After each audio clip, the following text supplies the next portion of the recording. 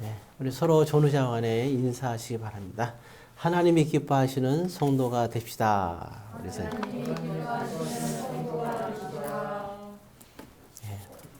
다음에는 이렇게 습기가 많을 때는 에어컨을 좀 이렇게 켜서 제습으로 좀 이렇게 해줬으면 좋겠어요. 아, 예, 지난번에 그 말씀도 마태복음 8장의 말씀이었죠. 말씀이었는데 오늘 또 이어서 지난번에는 18절부터 22절의 말씀, 오늘은 이어서 23절부터 27절의 말씀 또 이어서 보게 됐습니다. 예. 오늘 그 특히 23절에 보니까 이제 모든 그런 예수님이 그 일과를 마치고 이제 배를 타고 이제 제자들과 함께 이제 이렇게 길을 건너는 그런 장면이 나오죠. 그래서 23절에 보면 이제 배에 오르심에 이랬어요. 거기 23절에 보면 23절 한번 다시 한번 읽어볼까요? 배에 오르심에 제자들이 따랐더니 그렇죠? 예, 제자들이 따랐더니 참 이 따랐다는 표현 이게 그냥 읽을 때는 그냥 제자 따랐구나 이렇게 보지만 우리가 지난번에 기억날지 모르겠어요. 예. 예수님을 따르려는 사람들이 두 명이나 있었잖아요. 예. 그래서 좀 각별한 거죠. 그 두 사람은 우리가 볼 땐 참 괜찮은 사람들인데 그리고 그들은 예수님을 따르고 싶어 했던 사람들이잖아요. 근데 그들은 결국은 예수님 따르지 못하고 그들은 열애가 됐어요. 예, 그래서 참, 예수님 따른다는 일이 이게 참 그게 마음이 따라서 되는 게 아니고 참 쉬운 일이 아니구나. 예, 생각할 수 있죠. 다시 한번 우리가 기억을 상기시키면서 그 괜찮은 사람들 우리 두 명이다 그랬죠. 예. 그 19절에 우리가 그때 한번 봤습니다. 한 번만 우리가 더 한번 또 읽어보겠습니다. 한 서기관이 나와 예수께 아뢰되 선생님이 어디로 가시든지 저는 따르리이다. 그렇게 얘기했어요. 예. 참, 이 서기관이 따르고 싶다. 어디로 가든지 따르겠습니다. 그런데, 예, 커트 당하는 장면이 나오죠. 예. 도대체 이게 왜 그럴까요? 어디로 가시든지라는 것에 우리가 이제 이게 있다 그랬는데 나중에 이제 여러분들이 보게 되면 요한복음 그 4장에 보게 되면 그 이제 우리가 알 수 있는 내용이 나오는데 그 수가성에 찾아갔을 때 한 여인이 우물가에서 사마리아 여인이죠 대화하는 장면이 나오잖아요. 그 여인이 질문합니다. 예배에 관한 질문하는 거예요. 우리가 예배는 하나님을 만나는 거잖아요. 예수님을 따른다는 거하고 하나님을 만난다는 것은 굉장히 그런 공통점이 있어요. 그거는 이제 하나님과 함께 한다는 거잖아요. 예수님을 따른다는 거나 예배를. 그러니까 오늘날 우리가 이 시간에 예배 드리는 거는 하나님을 만나는 시간입니다. 그래서, 하나님에 의해서 만들어진 저와 여러분들이 또 하나님의 모든 계획 속에서 모든 걸 채워주신 하나님이 여기까지 채워주시고 우리의 미래까지 책임져주시고 우리가 죽어서도 영생까지 모든 것을 예비해 주시는 모든 것을 예비하신 그 하나님이 오늘 이 자리에서 저와 여러분들을 만나는 자리예요. 이게 예배라는 겁니다. 예. 만약에 그래서 예배가 없다면 하나님의 초대인 예배에서 우리가 이 시간에 하나님과의 만남이 없다면 하나님과 우리 사이는 아무것도 아닌 거죠. 예, 그래서 이 예배는 굉장히 중요한 의미가 있는 겁니다. 우리에게는 정말 우리가 모든 것을 우리가 존재하게 된 이 자리에 딱 예배드리면서 있는 자리가 우리가 존재하게 된 이유고 그리고 우리가 존재할 수밖에 없었던 이유 그 이유가 모든 게 하나님으로부터 비롯된 것인데 우리가 지금 이 자리에 있는 것이 그래서 예배라는 것은 정말 감사한 일이죠. 예, 그래서 예배라는 건 단순하게 내가 뭐 그 자리에 있고 없고의 문제가 아닙니다. 온라인으로 예배 드리고 뭐 헌금으로 뭐 하고 안 하고 이런 차원의 얘기가 아닌 거예요. 자, 그래서 근데 그때 예배를 얘기할 때 예수님께서 그때 그런 말씀하셨어요. 예배는 이곳에서도 저곳에서도. 그래서 다시 말해서 예배 중요성은 그러한 그 얘기죠. 어디서 드리느냐에 있는 것이 아니라 그런 말 하죠. 신령과 진정한 마음에 있다고 얘기했어요. 예배 드리는 자의 마음. 그 마음이 어떤 마음인가? 그 마음의 상태를 말하는 것이죠. 그러면서 이제 그 요한복음 4장 23절에 여러분들이 나중에 찾아보시기 바랍니다. 그때 그런 말을 해요, 예수님이. 이런 사람을 하나님이 찾는 자다. 그런 얘기합니다. 하나님이 찾는 자. 오늘 서기관은 그런 부분에 자기가 생각할 그런 서기관이죠. 서기관은 하나님이 찾는 자가 아니었던 겁니다. 즉 하나님이 기뻐하는 자가 아니었어요. 예수님 따르는 제자들 그리고 예수님 따르는 사도들 하나님이 찾는 자, 하나님이 기뻐하는 자가 아니라는 거죠. 그러니까 참 가장 중요한 것은 정말 하나님이 기뻐하는가. 우리는 신앙생활 할 때 선명하게 선이 갈라요. 선명하게 대화를 하다 보면 선명하게 좌측, 우측. 그잖아요. 예수님께서 말씀할 때 그 성도들을 양과 염소로 비유하시면서 이렇게 얘기하죠. 자, 우측에는 양들이 있고 왼쪽에는 염소들이 있다. 우측에 있는 양들은 구원받을 것이며 그 다음에 좌측에 있는 염소들은 구원을 못 받을 것이다 라고 양과 염소 비유를 그렇게 말씀하시죠. 그러면 어떤 자들이 그러면 우측에 있는 사람들인가 생각해 봤을 때 오늘 여기도 보면 하나님이 찾는 자, 즉 다시 말해서 하나님이 기뻐하는 자. 그런데 대부분 염소들은 어떤 사람이냐? 내가 기뻐하는 자. 나의 기준으로서 내가 기뻐해야 되는 겁니다. 내가 기뻐해야 되고, 내가 만족해야 되고, 내가 이해가 돼야 되고, 내게 복이 돼야 되고, 내가 좋아야 되고. 신앙생활, 그래서 염소들의 신앙생활은 뭐냐면, 나에게 유익이 있어야 돼요. 기브 앤 테이크. 내가 하나님께 주는 만큼 나에게도 반드시 주셔야 되는 겁니다. 그것도 내가 원하는 쪽으로, 내가 기뻐하는 쪽으로. 그럼 여러분 주인공이 누가 되는 거죠? 내가 되는 거예요. 옛날에 대학가 유제 때 내가라는 노래도 있긴 한데 하여튼 그 가사도 참 좋긴 하지만 근데 거기 주인공은 내가 되는 거죠. 그렇지만 양들은 어떠냐? 하나님이 기뻐하는 자예요. 예수를 따르는 자들을 서기관은 어디로 가시든지 이 말 속에서 예수님은 알고 있었어요.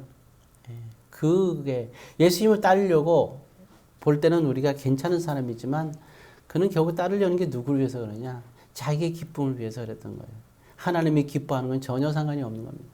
오늘 여러분들은 이 자리에 예배를 드리면서 누가 기뻐하기 위해서 이 자리에 오셨고 또 예배를 드리면서 신앙생활 하면서 누가 기쁘기 위해서 신앙생활을 하고 있는지 돌이켜볼 필요가 있어요. 하나님을 기쁘시게 하기 위해서 그게 공의예요. 그게 진정한 사랑입니다. 그게 예수님의 사랑이에요. 그래서 공의가 없는 사랑은 사랑이 아닌 것이죠. 모든 걸 공의의 눈으로 바라보면 우리 자신들을 분명하게 살펴볼 수가 있고 그리고 우리가 또 사람들을 대할 때 어떻게 대해야 될 것인가. 그리고 이 성경에서 예수님께서 하신 말씀이 이해 안 되는 부분들이 이제 열리기 시작하는 거예요. 이 성경도 딱 볼 때 내 중심으로 내가 원하는, 내가 기뻐하는 나의 상식을 보고 성경을 이해할 때는 예수님 말씀이 도저히 이게 와닿질 않아요. 오른밤을 떼고, 오른밤을 떼는데 왼밤을 대라고? 그럼 이게 이해갑니까? 가기 싫은데, 50리를 가자면 100리를 가야 된다고? 이게 어떻게 이해가 되겠어요? 이걸 이해한다고요? 이해하려고 마음 먹는 순간 하나님은 안 계십니다. 오늘 서기관에게는 다시 말해서 하나님이 없는 거예요. 신앙생활이 생각해 보세요. 신앙생활의 대상은 누구예요? 하나님이 돼야 되잖아요. 근데 하나님 믿는다고 하면서도 신앙의 대상이 하나님의 이름을 빌어서 그 대상인 내가 만약에 내 또 하나의 내가 만약에 나의 그 대상이 된다면, 나의 신앙의 대상이 된다면, 내가 나를 기쁘게 해서 신앙생활을 한다 그러면 내가 나를 유익시키기 위한 신앙생활이 된다면 그럼 그건 우상이죠. 여러분 하나님이 왜 하나님이에요? 하나님 우리 신이라 그래요. 갓. 왜 하나님을 신이라 할까요? 알 수 없기 때문입니다. 근데 어떻게 안다고요? 어떻게 이해할 수 있어요? 하나님의 일은 알 수가 없는 거예요. 천지를 창조했어요. 예, 첫째 날 빛을 만드셨어요. 이해가 된다고요? 저는 죽을 때까지 이해가 안 될 것 같아요. 아니 하나님 빛을 만드셨어요. 이게 만들었다는 걸 우리는 알 수 있어요. 아 만드셨구나. 알 수 있어요. 근데 그 아는 것도 그냥 그 옛날에 하나님께서 그때 천지 창조할 때 빛을 만드셨구나. 그냥 그렇다는 걸 아는 거지. 내가 정말 하나님 빛을 만들 때 내가 옆에 있어갖고 경험해갖고 빛 만든 거는 모든 걸 다 보고 나서 안단 말은 못하잖아요. 내가 그 빛을 만든 걸 경험했나요? 우리는 알 수가 없어요. 하나님 말씀은 그렇게 우리가 같이 경험하면서 알 수 있는 게 아니에요. 저나 여러분들이나 우리가 일생을 살면서 하나님의 말씀을 감동받고 은혜 받지만 극히 일부분에 불과한 거예요. 그냥 우리는 그렇다니까 아는 거예요. 근데 우리는 습관이 뭐가 있냐면 점점 현대인들은 경험치를 통해서 자기의 경험을 가지고 해석하고 자기가 쌓아온 이성을 가지고 판단하고 이해하려고 합니다. 하나님 말씀은 그렇게 되어지는 게 아니에요. 그냥 아는 거예요. 아인슈타인에 대해서 우리가 얘기하잖아요. 그분은 할 때 왜 그분의 그 이론들이 많은 이슈를 낳냐면 그분은 결론을 얘기하는데 과정이 없어요. 근데 하나하나 맞춰가니까 신기한 거죠. 과학이 점점 이제 발달하면서, 그죠? 예. 이제 원리와 이해가 점점 되면서 식이 만들어지는데, 그분의 결과가 맞는 게 많단 말이에요. 그래서 그분이 위대하다고 얘기를 하는 거죠. 예, 사람이 만든 것도 인간들이 이해하기가 그렇게 몇 세기가 걸리는 거예요. 근데 하나님께서 하신 일이 어떻게 이해가 되겠어요? 신앙생활은 이해하는 게 아닙니다. 경험해서 우리가 알 수 있는 것도 아니고 이성적인 판단도 할 수가 없어요. 왜? 하나님은 신이시기 때문이에요. 그것도 유일하신 신이시기 때문이에요. 그래서 어떤 분이 그랬어요. 하나님, 알 수가 없기 때문에 그분은 하나님이다. 그래서 고로 나는 그분을 믿는다. 라고 말씀했습니다. 참 괴상하죠. 어찌되었든 그래서 우리가 신앙의 대상은 하나님이 되어야 된다. 우리 신앙생활의 출발이 진짜 하나님이 되어야 됩니다. 그리고 내가 주인공이 돼서는 안 돼요. 우리는 그리스도와 함께 십자가에 죽어야 되는 겁니다. 그런데 왜 그 나란 존재는 어디 있냐? 죽음의 선택을 우리는 하는 거예요. 그 선택은 우리의 몫이에요. 그리스도가 나를 위해서 십자가에 죽었기 때문에 내가 죽는 거. 내가 없어지는 게 아니라 내가 선택해서 죽는 거예요. 우리가 만약에 그러잖아요. 아이를 키우는 엄마가 있다 쳐봐요. 자, 굉장히 3일 동안 굶어서 배가 고파요. 근데 빵 하나 생겼어. 아이가 너무 먹고 싶어 해서 그 아이에게 빵을 줘요. 엄마는 먹지 못해요. 그럼 엄마가 없어지는 겁니까? 아니거든요. 아이를 사랑해서 아이에게 빵을 주는 게 그 선택이 엄마인 것처럼 우리는 뭔가 신앙생활에서 좀 오해와 착각이 있어요. 우리가 주님을 위해서 뭔가 우리가 희생하고 헌신하고 우리가 따르면 내가 없어진 것처럼 생각하는데 그게 아니라 그 선택 자체가 바로 우리 자신인 거예요. 그게 우리의 존재의 의미와 우리의 가치. 예. 가장 고상한 선택이 되는 거죠. 왜냐하면 우리는 하나님을 선택했으니까. 뭐를 선택하냐에 따라서 그 사람의 기준이 달라지잖아요. 근데 우리는 정말 하나님을 선택했으니 와, 이거 참 엄청난 거 아니겠어요? 근데 이 서기관은 누굴 선택했느냐? 당신을 따르겠습니다 했는데 자기를 선택한 거예요. 하나님의 기뻐함은 전혀 상관이 없어요. 하나님이 기뻐하는 일이 아니에요. 왜 우리가 똑같이 행동을 하면서 하나님이 기뻐하는 마음을 가지고 우리가 하지 않을까? 여기 제자들은 오히려 서기관보다 대부분 다 형편없어요. 정말 대부분 형편없어요. 고기잡이고 다 그래요. 그죠? 다 형편없는 사람들이에요. 근데 그들의 마음의 상태는 정확하게 예수님이 기뻐하는 그것을 향하여 그들은 예수님을 따랐거든요. 예수님 때문에, 예수님의 기쁨 때문에 따랐던 거예요, 예수님을.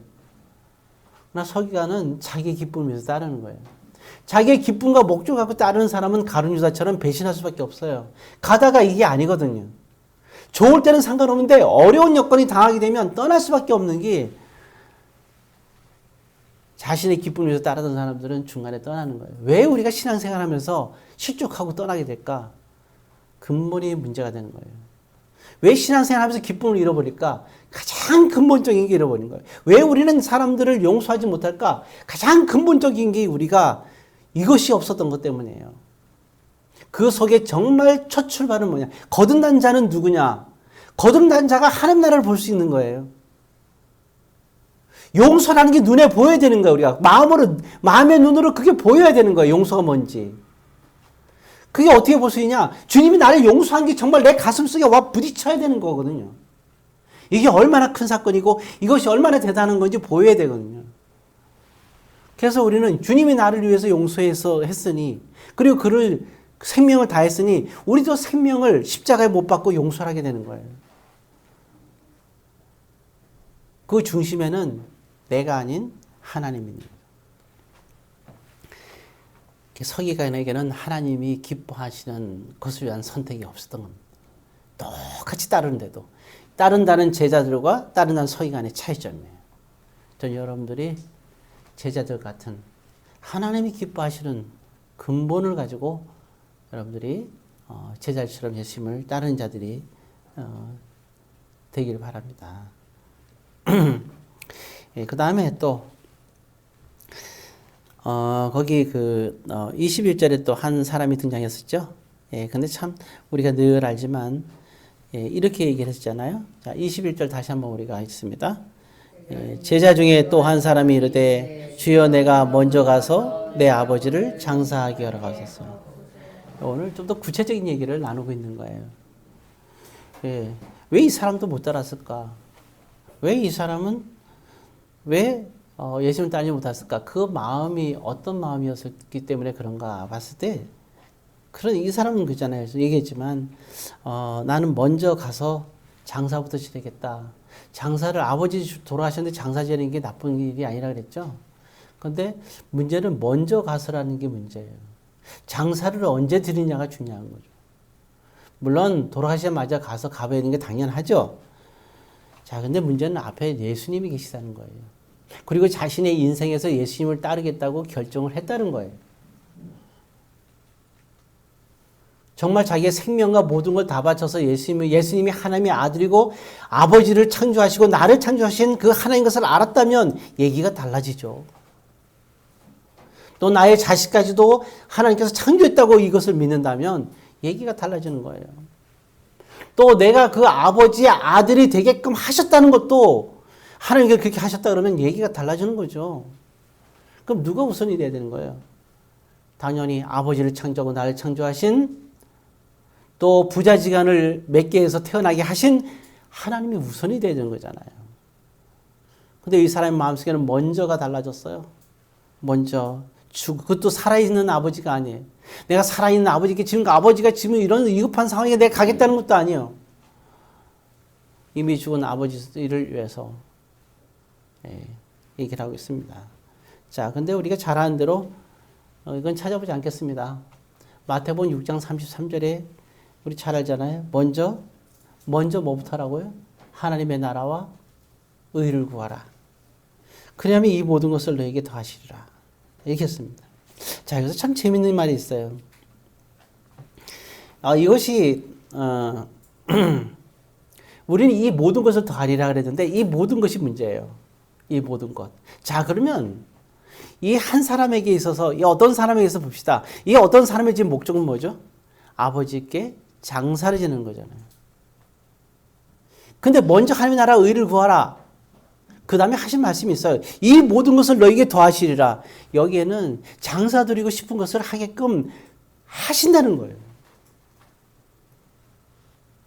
우리는 생각할 때 극단적인 사람들은 장사를 지내지 말라는 거구나, 하지 못하게 하는구나 생각하는데 그 말씀이 아니에요. 먼저 하나님 나라와 의를 구해. 그럼 너희가 필요한 모든 것을 내가 너희에게 더하여 주겠다고 얘기를 하고 있어요. 오히려 하나님이 더 관심을 갖고 있어요. 아버지의 장사에 대해서. 일단 마음의 우선순위가 바뀌었어요. 우선순위가.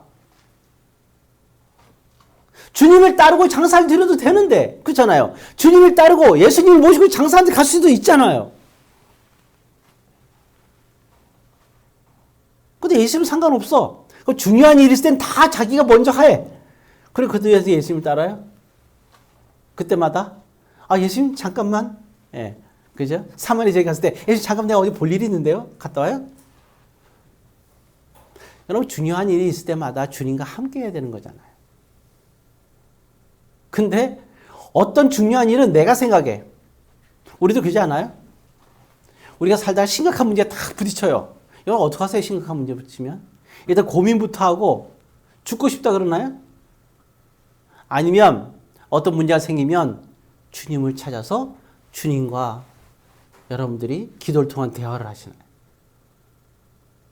뭐가 문제예요? 만약에 여러분들이 문제가 터졌을 때 주님과 상관없이 여러분들이 생각하고 여러분들이 판단하고 여러분들의 감정에 모든 기복이 휩쓸린다면 여기 어떤 사람과 다를 바가 뭐가 있어요? 먼저 나부터 챙겨. 먼저 내가 하고 싶은 대로 다 해. 그 다음에 주님을 찾아요. 물론 그것도 신앙이 훌륭하죠. 그렇지만 그건 예수님 따른 자는 아니잖아요.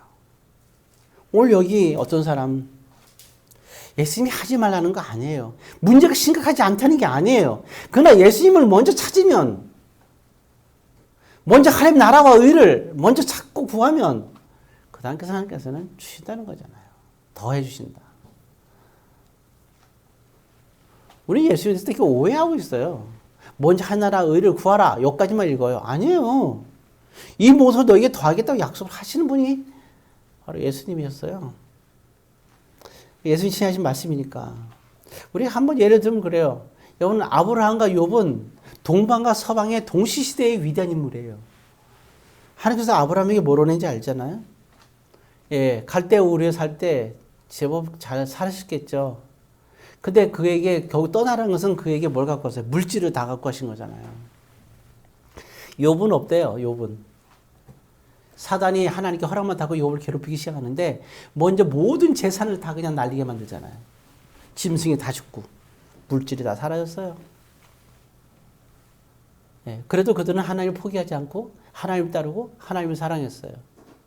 왜냐하면 자신들에게 손해가 나고 속상함에도 불구하고 주님을 따르고 순종하는 삶을 그런 살고 하나님을 원망하지 않고 하나님께 감사했던 사람들이 요셉과 아브라함이에요. 그 다음에 두 번째 뭐냐?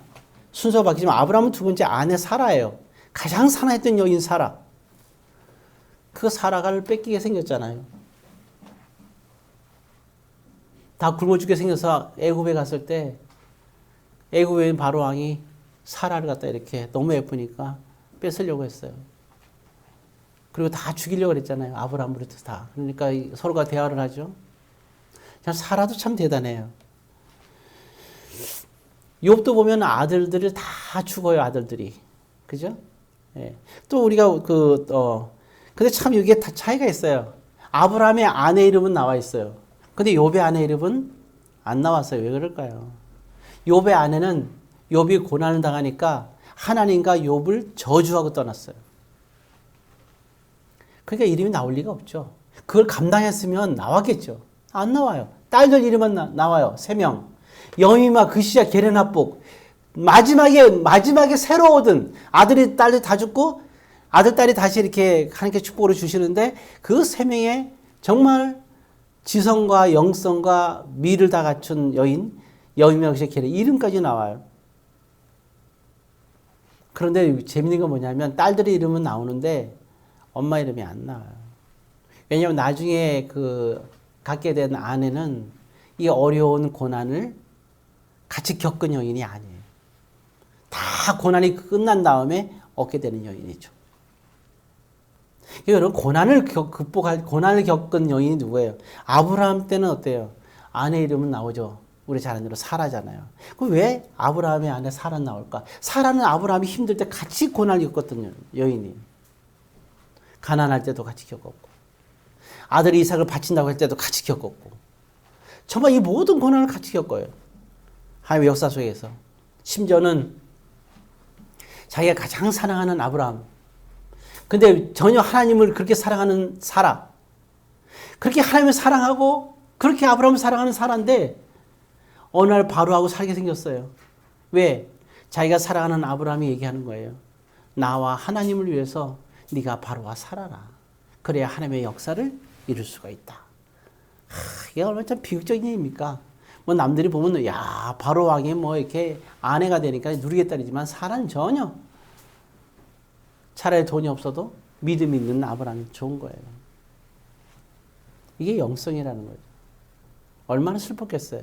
근데 그걸 하나님의 역사를 위해서 받아들여요. 자기 인생을 송두리째. 그걸 기쁘게 여기시는 거예요. 그래서 하나님이 사라를 다시 끄집어내서 아브라함에게로 가게끔 기적적으로 하시잖아요. 이삭도 거의 죽이려고 번제로 죽이려고 했는데 살려가지고 아브라함에게 보내주잖아요.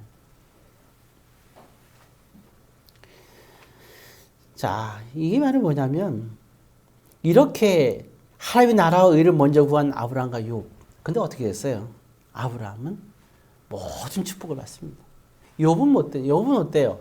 욥도 갑절의 제사의 축복과 또 많은 그러한 아들 그리고 훌륭한 여인 그리고 또한 아름다운 딸들도 갖게 되는 것이다. 정말 주님 말씀대로 너희는 먼저 하나님의 나라와 의를 구하라. 그리하면 이 모든 것을 너에게 더하시리라. 이 모든 걸 더하시는 분이 하나님이에요. 그리고 여러분들이 정말 이렇게 나라와 의를 구하고 공공한 속에 있다면 끝까지 기도하면서 견디세요.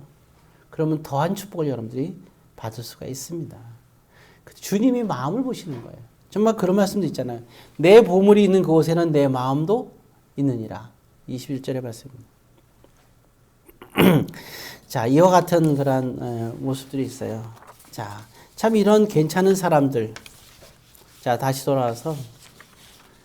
자, 이와 참 괜찮은 사람들임에도 불구하고 왜 그래서 그들이 이제 예수님을 따르지 못했던 것을 이제 우리는 알 수가 있어요. 자, 이와 같은 것을 통과하고 예수님을 따르는 아주 단순하면서 때로는 우리가 볼 때는 참 무식한 이러한 제자들. 예수님을 함께 배에 올랐는데 거기 8장 23절 우리가 다시 한번 읽습니다. 배에 오르심에 제자들이 따랐더니 알겠죠? 이래서 여기서 따랐더니 말이 나오는 거예요. 그들의 마음이 어떤 마음으로 따랐는지 이건요 배우고 안 배우고의 문제가 아니에요. 오히려 배웠던 서기관이 더 생각이 많아서 못 따르는 거예요. 많이 배우면 배울수록 자기 이기주의가 나오는 게 세상의 지식이에요. 그래서 그 솔로몬이 얘기한 게 뭐예요? 다 모든 지식은 소용이 없다고 얘기하는 거예요. 생각을 하는 것이 우리가 이성과 지식을 갖고 있는데 하면 할수록 다 자기 합리화와 자기 유익을 위해서 생각하잖아요. 처음에 말씀을 시작해갖고 다 어디로 끝나요? 다 자기한테 초점이 맞춰지는 거예요. 신앙생활은 처음부터 얘기하지만 이해되는 신앙생활이 아니에요. 신앙생활의 끝은 그래서 이제 말씀에도 있지만 잠언서에도 말씀도 솔로몬이 그 얘기를 한 거예요. 모든 지식의 근본은 어디서부터 왔느냐? 하나님의 경외하는 데서 초점을 맞춰야 된다는 거예요. 이게 진정한 지식이에요. 점점 우리가 성장하고 경제적인 능력도 생기고 또 이성적인 거, 경험적인 게 생기다 보니까 점점 우리가 주인공이 되고 있어요. 자, 그런데 이렇게 따른 제자들, 그럼에도 불구하고 이 제자들이 낙심하게 됩니다. 오늘 본문이 그거예요. 자, 도대체 무슨 일이 있었느냐? 그 24절에 보니까 이렇게 나와 있잖아요. 자, 24절 같이 읽습니다. 바다에 큰 놀이 일어나 배가 물결에 덮이게 되었는데, 그렇죠? 배를 타고 가는데 물결이 이제 바람이 크게 불고 그리고 파도가 덮치면서 배도 그렇게 크지도 않았을 거 아니에요. 거기에 그냥 막 물이 그냥 이게 들어차오르기 시작하는 거예요. 난리가 났어요. 이 사람들이 배에 내면 어때요? 고기잡이니까 조상대로 얼마나 이 물에 대해서 잘 알고 배에 대해서 잘 알아요. 근데 이들이 판단할 때 지금 무슨 판단이냐? 25절에 이렇게 얘기하잖아요. 우리가 죽겠나이다. 이 지금 파도 치는 것이 이게 그냥 치는 게 아니라 자기들의 경험상에는 죽는 거예요. 그들의 경험의 판단이에요. 살아날 수 없는 거예요. 자, 그러니까 참 이게 그들이 얼마나 지금 다급하겠어요. 이 상황이 되니까 그들이 염려가 되는 거죠. 마치 모세 시대 때 백성들이 바울 오는 데가 막 쳐들어오니까 점점 가까워지고 도망갈 데는 없고 난리가 났잖아요. 우리가 죽게 되었다고. 우리 왜 데리고 왔냐고. 우리를 왜 데리고 와가지고 죽게 했냐고. 제자들이 지금 이 상황이 되는 거예요. 왜 우리를 이렇게 해갖고 우리가 지금 이 말 속에는 그런 게 있는 거죠. 이게 지금 우리가 다 죽게 됐으니까. 그렇게 그런 좋은 마음으로 예수님을 따랐던 사람들도 이 위기가 다 오니까 이게 막 걱정과 근심이 그냥 난리가 난 거죠. 두렵고. 참 재밌는 거예요. 근데 예수님께서 이 상황에서 뭐하고 있냐? 잠이 옵니까? 이 다급한 얼마나 피곤했어요? 자느냐 그러는데 정말 잠이 올까요? 24절에 보니까 예수께서 뭐하고 있어요? 주무시는 거예요. 그리고 나중에 노릇해요. 이게 대조되는 게 있어요. 딱 일어나자마자 곧 일어나서 하려는데 일어나자마자 하신 일이 있어요. 뭘 했습니까? 26절에 위에서부터 세 번째에 곧 일어나서부터 읽습니다. 곧 일어나서 바람과 바다를 꾸짖으시니. 예. 자, 위에서는 잠자고 있어요. 여기서는 바람과 바다를 꾸짖으세요. 그러니까 잔잔하게 되었대요. 되게 좀 코믹하잖아요, 약간. 주무시고 있어요. 이게 의도적일까? 그런 생각이 들 정도예요. 왜냐하면 우리가 알 때 나사로가 죽었잖아요. 나사로가 죽었어요? 근데 예수님께 사람을 마르다 마리아가 예수님 불러요. 죽기 전에 불렀어요. 왜냐하면 그들의 믿음은 죽어가는 사람은 살릴 수 있지만 죽은 사람은 살 수 없다는 그 사람들의 생각이에요. 문드병도 고쳐주고 고쳐줄 수는 있는데 살린다는 생각을 못한 거예요. 그 예수님께서 오시는데 일부러 늦게 오시잖아요. 성경에 나와 있으니까 알잖아요. 왜 늦게 오셨어요? 죽은 다음에 오시려고. 제자들과 대화 속에 알아요. 쭉 가면서 뭐라냐 예수님께서 나사로 지금 잠자고 있어. 그러니까 제자들이 자고 있구나. 안 죽었구나 하지. 그렇게 생각한 거예요. 예수님께서 뭐라 그래요? 자, 그건 잠자고 있는 게 아니라 예수 죽었다고 얘기를 하죠. 일부러 죽은 다음에 가신 거예요. 그래서 예수님께서 지금 잠자고 계세요. 어떤 분 그래요. 어려움이 당하면 예수님 지금 하나님 지금 잠자고 계세요? 왜 나를 안 돌봐보세요? 그러잖아요. 여기서 예수님이 잠자고 있어요. 모를까요? 이 상황을 다 알고 계시죠. 그들 속에서 잠을 자고 계시는 거예요. 그리고 바다를 꾸짖으시는 거예요. 여기에는 아주 중요한 걸 깨워주시는 게 있는 거예요. 그들은 그 순간, 짧은 순간에, 모르고 있잖아요. 죽음이 막 임박하면 수많은 생각이 들거든요, 이렇게. 근데 경험해보라는 건 아니고, 정말 죽음을 혹시 경험해본 분이 있으면, 다급한 순간이 있으면 죽음의 그 순간에 수많은 생각이 일생이 파노라마처럼 지나가는 거예요, 이렇게. 남자들은 군대 가면 막 그런, 힘들면 그런 생각이 막 든다는데, 어려움들이 그잖아요. 근데 이 제자들이 그 순간에 무슨 생각이 들었겠어요? 그 짧은 순간에. 수많은 생각이 드는 거예요. 그래서 이제 두려움도 생기고, 이제 죽게 되었구나. 낙심하게 되고, 근심이 있는 거죠. 그럴 때 예수님께서 다 제자들에게 모든 걸 평정시키면서 하신 말이 딱 한마디예요. 자, 우리가 다시 26절 이제 두 번째 주까지 했습니다. 예수께서 이르시되 어찌하여 무서워하느냐 믿음이 적은 자들아. 자, 이 말씀을 보고 사람들은 꾸짖었다고 얘기를 해요. 그래서 본문을 잠깐 보니까 뭐예요? 꾸짖은 건 누굴 꾸짖었어요? 그럼요. 제자들을 꾸짖은 게 아니에요. 믿음이 적은 자들 했을 때 믿음이 적은 자들하고 책망하는 사람도 물론 있어요. 그러나 믿음이 적은 자라고 책망하는 적도 있지만 믿음이 적은 자를 했을 때 여기 이 본문에서는 제자들을 꾸짖으신 게 아닙니다. 바람과 바다를 꾸짖었다. 그래서 제가 코믹하다는 거예요. 뭐라냐? 믿음이 적은 자들아. 그랬단 말이에요. 근데 이 말은 사실은 우리가 이해할 수 있는 거는, 거기 앞부분에 마태복음 6장 27절을 한번 읽어보겠습니다.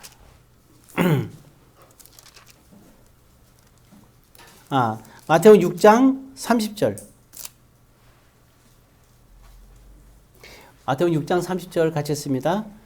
오늘 있다가 내일 아궁이에 던져지는 들풀도 하나님이 이렇게 입히시거든 하물며 너희일까 보냐 믿음이 작은 자들아. 오늘 이 말씀 뭐예요? 우리 잘 아는 말씀이죠. 들에 있는 들풀도 하나님께서 입히신다. 공중의 새도 마찬가지잖아요. 하나님께서 먹이신다는 거예요. 그래서 뭐예요? 하물며 너희일까 보냐. 이게 바로 거기 지금 이게 8장에서 이 사건이 풍랑 사건이 벌어진데 바로 앞에 마태복음 6장에서 이 말씀을 얘기했던 거를 실제 상황 속에서 가르쳐 주는 거예요. 그리고 잔잔하게 만드는 것을 보여주시는 거죠. 믿음이 적은 자들아. 이 말은 결국 뭐냐면 낙심하지 말라는 거예요. 염려하지 말고. 왜? 6장에서 그 말씀 하셨잖아요. 무엇을 먹을까? 무엇을 마실까? 염려하지 마라. 아까도 우리가 어떤 사람에 대해서 얘기할 때 그랬잖아요. 먼저 나는 무엇을 하겠습니까? 그럴 때 뭐라 했어요? 너는 먼저 하나님의 나라와 의를 구하라. 그러면 이 모든 것을 더해주리라. 먼저 하나님의 나라와 의. 하나님의 나라. 하나님의 교회. 의. 주의 말씀대로 순종하는 그것이 우선순위야. 나보다도. 그렇게 살아봐. 그럼 내가 이 모든 것을 너에게 필요한 걸 더 해줄 거야.